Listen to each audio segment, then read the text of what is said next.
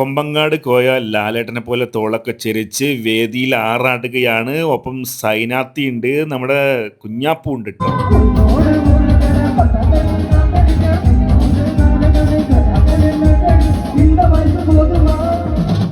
കഴിഞ്ഞ ദിവസം ഞാൻ ചെമ്മാട്ടിക്കൂടി ഇങ്ങനെ യാത്ര ചെയ്യുമ്പോഴാണ് ചങ്കളെ ഈ ഒരു പഴയ ബസ് സ്റ്റാൻഡിൽ ഇങ്ങനെ ഗാനമേള നടന്നുകൊണ്ടിരിക്കുന്നത്. ഒപ്പം കുഞ്ഞാപ്പൂ, കൊമ്പങ്കാട് കോയ, സൈന, കേരളത്തിലെ പ്രശസ്തരായിട്ടുള്ള കലാകാരന്മാരും. എന്താ പറയുങ്ങളോട്. അപ്പോൾ കൊമ്പങ്കാട് കോയനും കുഞ്ഞാപ്പൂനും സൈനനൊക്കെ കണ്ടപ്പോഴേ അവരെങ്ങനെ പ്രേക്ഷകരെ മൊത്തം കയ്യിലെടുത്തുകൊണ്ട് തമാശകളൊക്കെ പറഞ്ഞുകൊണ്ടിട്ടോ. സാധാരണ നമ്മൾ വീഡിയോയിൽ അവരുടെ കോമഡികൾ കാണുമ്പോൾ തന്നെ നമ്മൾ തലതല്ലിച്ചിരിക്കുന്ന ആളുകളാണല്ലേ.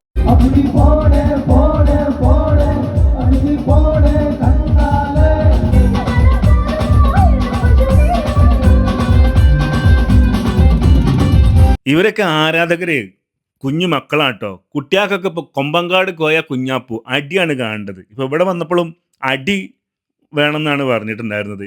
ഒരു ഇതൊക്കെ എന്താ പറയുക, തമ്മിൽ അവിടെ വേദിയിൽ നിന്ന് അടിക്കാതെ അവർ പറഞ്ഞു നൈസായിട്ട് ഊരി പോന്നു.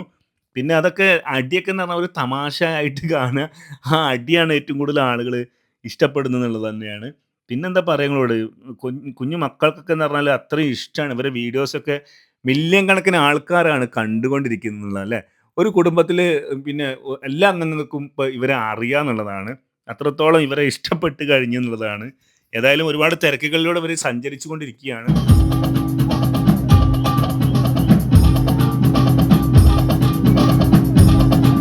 ഒരു ദിവസത്തേക്ക് തോന്നുന്നു 1, 2, 3 ഉദ്ഘാടനങ്ങളൊക്കെ കിട്ടുന്നുണ്ടെന്ന് തോന്നുന്നുണ്ട്. ഇപ്പോൾ ഈ ഒരു ദിവസം ചെമ്മാട് വന്നെന്ന് തോന്നുന്നുണ്ട്.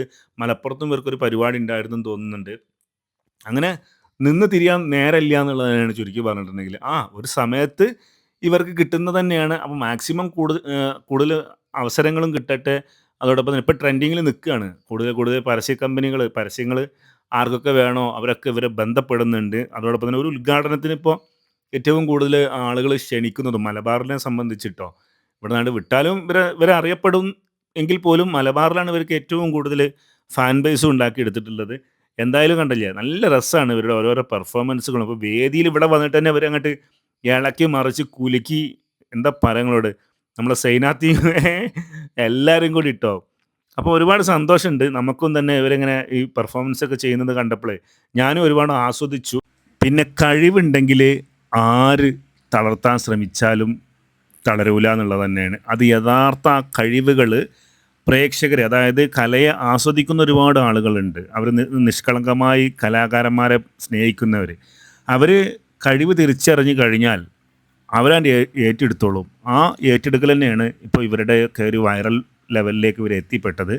ഇന്ന് കേരളത്തിൽ അങ്ങോളം ഇങ്ങോളം ഇവരെ ഇഷ്ടപ്പെടുന്ന ഒത്തിരി ആളുകളുണ്ട് എന്നുള്ളത് തന്നെയാണ്. അത് തീർച്ചയായിട്ടും ഇവർക്കതൊരു ജീവിതമാർഗം കൂടി ആയി എന്നുള്ളതാണ്. അതാവണം എന്നുള്ളത് തന്നെയാണ് കേട്ടോ. കാരണം ഈ ലാലിൻ്റെ ഇൻ്റർവ്യൂ ഒക്കെ നമ്മൾ കണ്ടിട്ടുള്ളതാണ്. ലാലൊക്കെ അത്രയും കഷ്ടപ്പെട്ട് ഇനി എടുക്കാത്ത പണികളില്ല. ആ കണ്ണിലുണ്ട് അദ്ദേഹത്തിൻ്റെ കഷ്ടപ്പാടുകൾ.